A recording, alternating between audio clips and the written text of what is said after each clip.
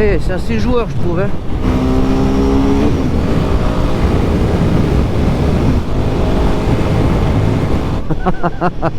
Oh les amis, vous allez me prendre pour un fou. Je me régale, elle est excellente cette machine.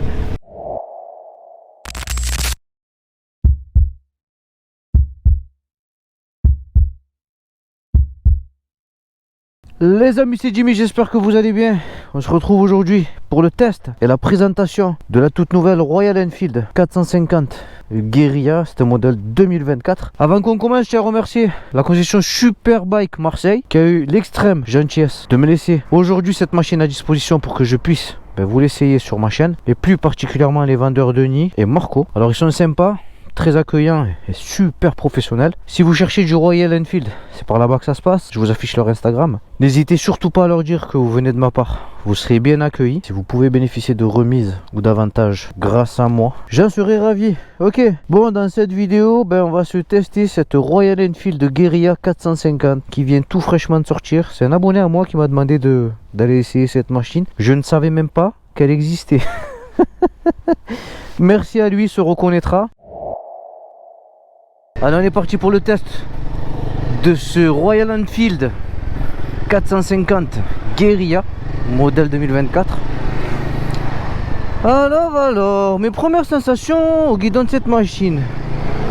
Comment est-ce que je me sens? Alors vous allez avoir un guidon, je trouve assez large. Voilà, pour un roadster, ouais, c'est assez large, hein. Donc c'est assez confortable. Une position dos droit. Ouais, j'ai le dos droit, les jambes pas spécialement repliées, hein. C'est une position assez confortable, donc je m'y sens bien. La position est très bonne. Le guidon est un poil large, ça me fait un peu penser au guidon des trails. J'aime bien, d'une assez bonne largeur. Je pense pas que vous aurez des difficultés à faire de l'interfile, hein. Sinon les rétroviseurs, bien positionnés, ils sont ronds, d'une assez bonne dimension. La rétrovision à l'arrière est très bonne, j'y vois superbement bien. Et je vois un tout petit coin de mes épaules, ok, mais perso c'est pas méchant. Le feeling par rapport au levier d'embrayage, il va être très bon. Voilà, le levier n'est pas du tout dur, j'arrive à l'actionner avec deux doigts, donc c'est très bien. Par rapport au levier de frein, c'est pareil, un très bon feeling, il n'est pas dur. Bon, les deux leviers ne seront pas réglables, mais ils sont assez faciles à attraper avec seulement deux doigts, donc ça va. Alors par rapport à la selle, là je suis au tout début de la vidéo et pour le moment je trouve la selle extrêmement confortable. Voilà, il y a une très bonne mousse. Alors on refait un point en fin de vidéo. Si je ressens de l'inconfort, et si je vous en reparle pas, c'est qu'on est bon. Alors la selle cette fois-ci du passager. Alors le passager va partager la même selle que le pilote. C'est une selle assez confortable, selle monobloc, un seul bloc. La machine sera équipée de poignées de maintien. Ceci bien sûr facilitera les manœuvres à l'arrêt et la prise d'un éventuel passager. Alors l'écran TFT, très bel écran TFT circulaire d'une assez bonne dimension que vous pouvez faire basculer en mode GPS en restant appuyé sur le bouton mode. Donc il va fonctionner avec Google Maps. Ouais, c'est un très bon écran TFT. Alors par rapport à la prise en main de la machine, c'est super maniable. Regardez, j'arrive à la mener, à la faire pivoter dans n'importe quel sens. J'avais vu dans un test que certaines personnes avaient ressenti du poids au niveau du train avant. Alors moi j'en ressens pas. Voilà. Je trouve que la machine est superbement maniable. Que ce soit à vive allure ou à faible allure, je ressens pas de poids, que ce soit à l'avant ni à l'arrière. Donc voilà, hein, je vous donne mon ressenti sans tricher. Ok. Alors le guidon, le fait qu'il va être un peu large, vous allez pouvoir checker vos angles morts sans avoir à le lâcher. Ça c'est plutôt pas mal. La pneumatique, pour le moment, j'ai un très bon feeling. Bon, les pneus sont pas totalement chauds, mais ça va, ça réagit bien. Bon, c'est une machine du coup qui va partager la même architecture moteur que l'Himalayan 450, que j'ai aussi testé sur ma chaîne. Je vous mets la petite fiche en haut de l'écran. Mais cette fois-ci, ce moteur, ils sont venus vous le mettre dans un roadster scrambler qui va faire 15 kg de moins. Donc ça c'est pas mal. Et en plus de ça, il va être équipé d'une jante en 17 à l'avant contre une jante en 21 sur l'Himalayan. Donc ça fait toute la différence point de vue du comportement de la machine. La boîte de vitesse super bien étagée. J'ai pas de problème à trouver le point mort. Pas de problème à passer les rapports supérieurs ni les rapports inférieurs. Par contre, le point d'effet au niveau de l'embrayage, je trouve il va se situer un petit peu haut. Voilà. Moi qui débraye à deux doigts, j'ai l'habitude qu'il soit légèrement plus bas. Les leviers ne sont pas réglables, donc je sais pas du coup si ça c'est quelque chose que l'on pourra rectifier, mais c'est pas bien gênant, hein, c'est juste un coup à prendre. Ok. Donc ça donne ça. Qu'est-ce qu'on a sur cette machine? Alors un disque à l'avant, une fourche conventionnelle non inversée à l'avant, monocylindre, c'est le même moteur que vous allez retrouver dans la Royal Enfield Himalayan 450. À l'arrière un seul disque. Alors la signature optique arrière, ça va donner ça. Donc c'est tout en full LED à l'arrière, des pneus mixtes. Donc c'est un roadster mais qui me fait un peu penser à un scrambler. Transmission finale par chaîne, boîte 6, signature optique avant, clignon avant, bien sûr en full LED. A contrario de la 450 Himalayan, là vous allez avoir deux jantes en 17, un centre de gravité plus bas, un réservoir d'11 litres, une selle que ma foi je trouve assez confortable, la selle passager aussi je la trouve assez confortable, des poignées de maintien pour manœuvrer la machine à l'arrêt. Au niveau de la finition, ça dit quoi?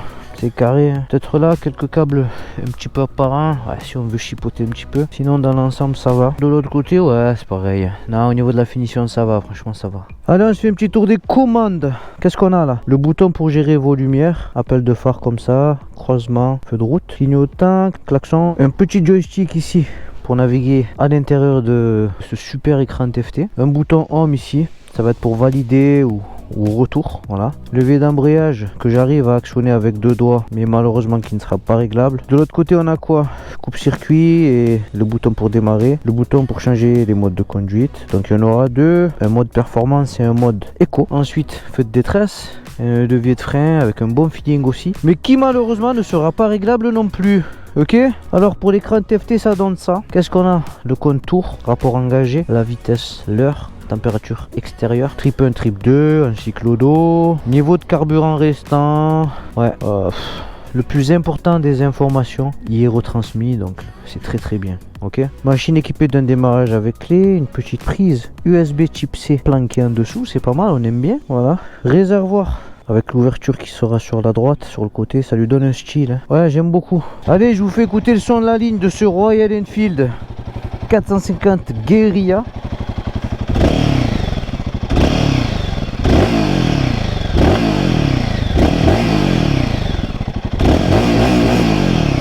Et le son de la ligne, je vais le mettre dans les plus, hein. Je trouve un assez bon son de ligne et en plus on ressent un petit retour de boîte à air. Et ça vient rendre le son encore meilleur. Donc c'est pas mal, c'est pas mal. Au niveau du moteur, je trouve qu'en dessous les 3000 tours minute, c'est un peu brusque. Voilà, le fait que ça soit un monocylindre. Sur cette machine, pas de contrôle de traction. Voilà, vous aurez de l'ABS, non déconnectable bien sûr, parce que c'est un roadster et non un trail. Allez, j'accélère un petit peu, on va commencer à parler un peu du moteur. Ok. Eh, c'est assez joueur je trouve, hein. Alors ça vous met pas un coup de pied au cul, hein. mais l'accélération est assez franche, hein. C'est ultra maniable et c'est très facile à prendre en main, hein. Vous allez le voir un petit peu plus tard dans la vidéo. Ben, du haut de mon 1m72, je pose les pieds à plat assez facilement de chaque côté, donc c'est super facile, hein. Super facile à prendre en main et c'est ultra accessible, je trouve, hein. En plus c'est léger, moins de 190 kg, d'accord. Là c'est une machine saine, hein, bien équilibrée, une machine qui va vous mettre immédiatement en confiance, super facile, super accessible, super légère. C'est vraiment une machine simple, c'est très simple. Je pense qu'un débutant va la prendre en main assez facilement. Ouais, c'est une machine que tout le monde va prendre en main assez facilement, honnêtement. Franchement, si vous galérez à prendre en main ce genre de machine, achetez un vélo. Allez, on accélère un peu.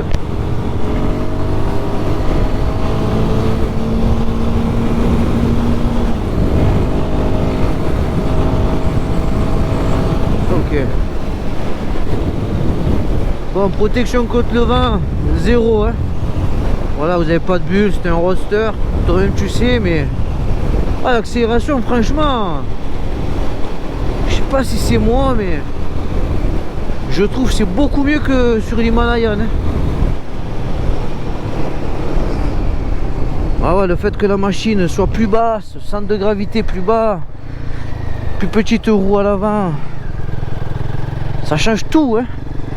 Alors on se fait un petit tour de rond-point gratuit. On juge si la machine prend de l'angle. On regarde si j'ai des mauvais retours d'information ou pas. Ça se comporte bien, hein. Je suis pas hyper en confiance avec les pneus là, montée d'origine, mais RS. Allez, on se retrouve sur ce petit chemin. On va se tester freinage avant, arrière, ainsi que le rayon de braquage et le freinage combiné. Allez, on est parti. Allez, on va commencer par le frein arrière. Allez, 1, 2, je freine. Ok. Bon, du mordant. Ça freine comme un frein arrière. Voilà. Selon moi, c'est pas avec ça que vous ferez un arrêt de précision, mais il y a quand même un peu de mordant, d'accord. Ce sera un très bon ralentisseur.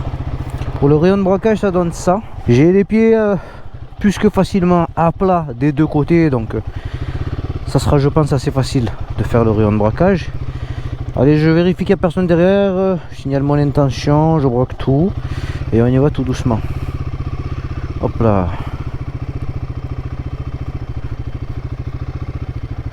Ok, excellent rayon de braquage, rien à dire.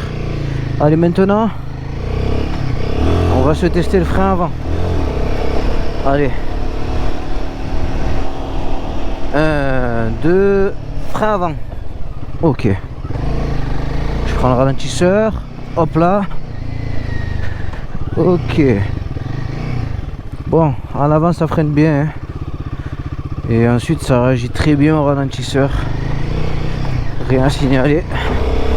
Allez, maintenant on se teste le freinage combiné. 1, 2, 3. Ok. Bon, freinage combiné, ça freine bien. Voilà, je ne vais pas me plaindre. Rien à signaler. Alors sur cette machine, vous allez avoir un cadre tubulaire en acier utilisant le moteur comme élément porteur, un empattement de 1440 mm et une garde au sol de 169 mm. La hauteur de selle sera à 780 mm. Comme vous pouvez voir sur la vidéo, du haut de mon 1m72, je pose les pieds à plat assez facilement de chaque côté. Pour le poids, 184 kg en ordre de marche. Donc c'est une machine que je ne trouve pas spécialement lourde. Elle est assez facile à manipuler. De plus, elle sera équipée de poignées passagers, vous facilitant les manœuvres à l'arrêt, mais aussi la prise éventuelle d'un passager. Pour la suspension avant, vous allez avoir une fourche télescopique Showa à soufflet de 43 mm qui va débattre sur 140 mm. Donc ça ne sera pas une fourche inversée. Pour la suspension arrière, vous allez avoir un double bras oscillant, plus mono-amortisseur Showa à lien progressif qui sera réglable en précharge et qui va débattre sur 150 mm. Le freinage avant sera assuré par un simple disque de 310 mm, plus étrier à double piston, plus de l'ABS à double canal. Le freinage arrière, lui, sera assuré par un simple disque de 270 mm, plus étrier à simple piston et aussi de l'ABS à double canal. Pour les roues, vous aurez des jantes en alliage à 9 branches, de 17 pouces à l'avant et 17 pouces à l'arrière. Et pour la pneumatique, vous serez monté en 120 à l'avant et 160 à l'arrière. Alors je vais profiter de rouler doucement pour tester la souplesse du moteur, mais bon, c'était un monocylindre, je pense pas que ça soit souple. Alors je rétrograde, je mets en 2, je suis à peu près à 40 là, ça relance. 3, ça relance aussi. 4, je freine. Non, à 4 ça claque. Je force pas trop sur cet exercice pour pas abîmer la machine.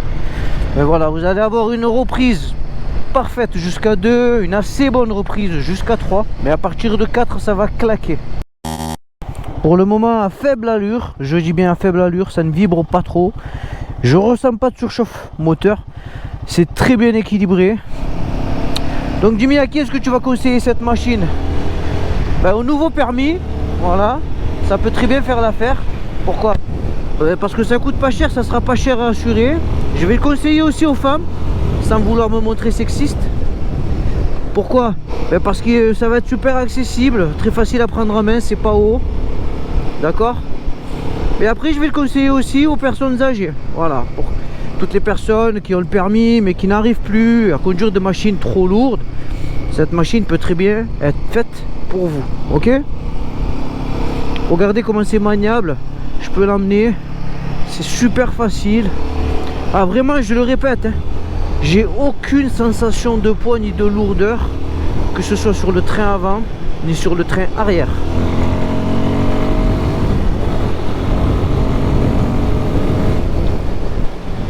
Et je trouve ces joueurs, moi, hein. Je comprends pas. Je comprends pas, un monocylindre.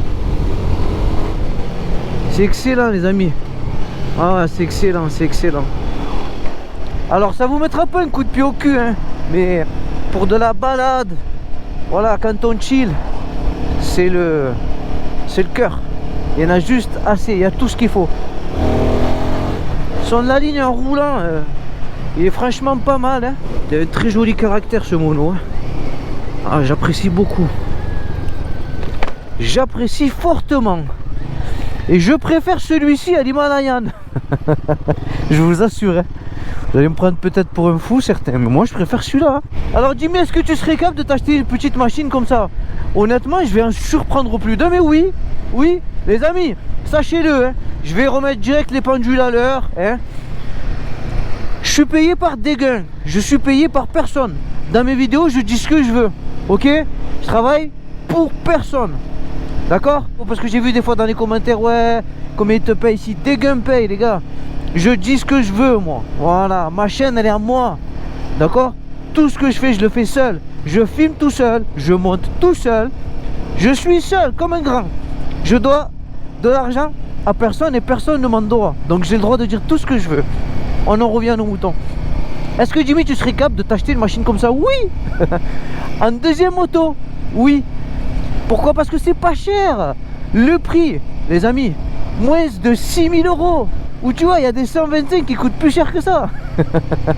Donc oui, clairement, en deuxième machine, voilà, si en deuxième machine, je serais capable de m'acheter un truc comme ça, ouais, mais carrément, ouais, carrément, carrément. Après en daily, non.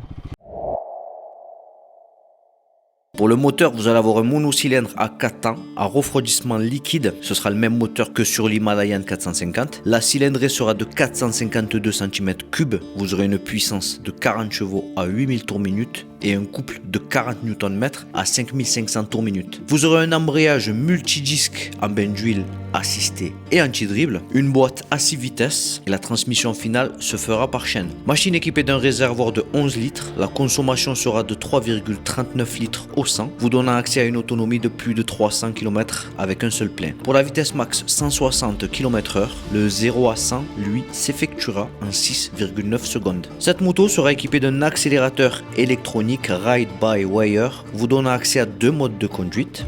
Elle sera garantie 2 ans et sera disponible en 2 couleurs. Vous aurez le gris, blanc, bleu ou le noir, rouge, or comme sur ma version d'essai. Et pour le tarif, ça sera à partir de 5 540 €.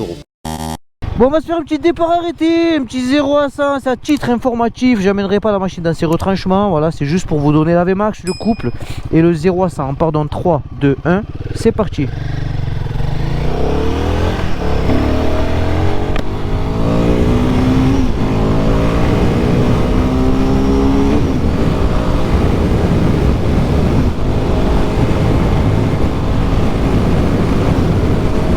Ok. Ok. Frein avant. Super. Frein arrière. Ok, ça ralentit. Allez, en combiné. Ça fait le job. Ok, d'accord. Bon, l'accélération. L'accélération est franchement pas mal. Hein. C'est assez franc, c'est assez joueur. Un très bon comportement. J'ai bien aimé. J'ai bien aimé. Attention, hein, ça ne vous mettra pas un coup de pied au cul, clairement. Voilà, ça reste monocylindre linéaire, mais avec un très très beau caractère. C'est facile à amener, même à vive allure. Ça se comporte très bien.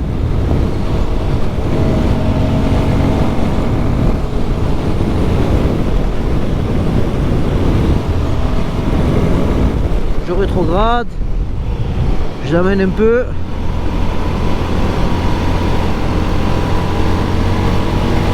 Ok.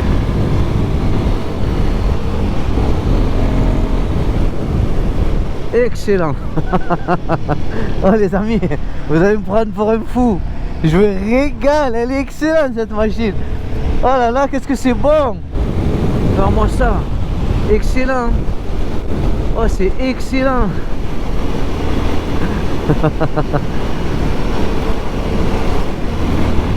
Et j'ai pas de mauvais retour hein, de la pneumatique hein. Excellent.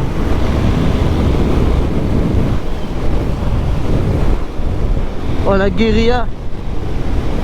C'est une bonne machine. Ah les amis, je valide hein. Cette moto je la valide. Ouais, elle est excellente elle est. Ah, j'ai pas peur de le dire hein. Ah, je préfère celle-ci à l'Himalayan. Ah oui. Moi je préfère celle-ci. Voilà. Marquez-moi dans les commentaires ce que vous préférez. Je la trouve plus joueuse, plus maniable avec sa jante en 17. C'est beaucoup plus agréable.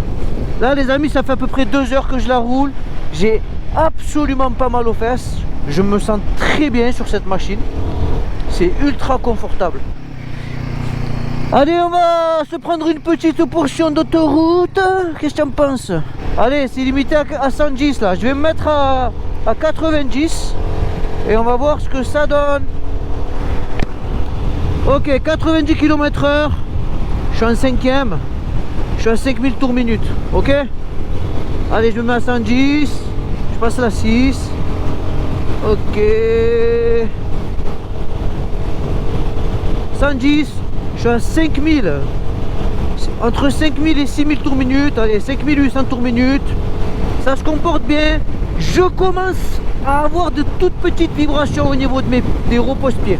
Ok. Voilà. Mais c'est vraiment léger pour le moment. Hein. Allez, je vais piquer une pointe à 130.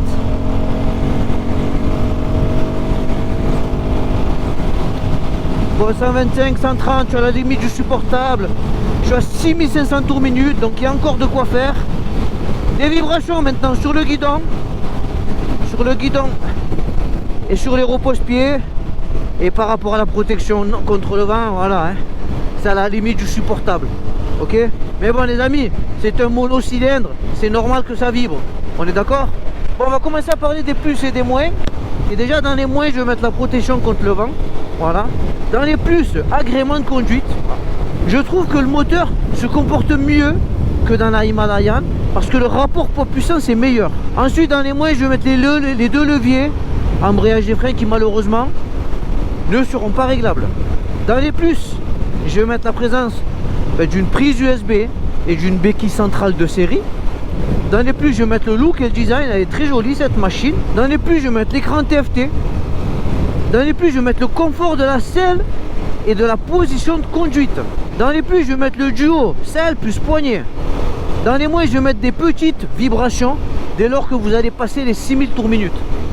Voilà. Alors, duo chargé Jimmy, qu'est-ce que tu en penses? Je ne pense pas, les amis, qu'un mono-cylindre soit fait pour le duo chargé. D'accord? Dans les plus, je vais mettre l'accessibilité et la prise en main.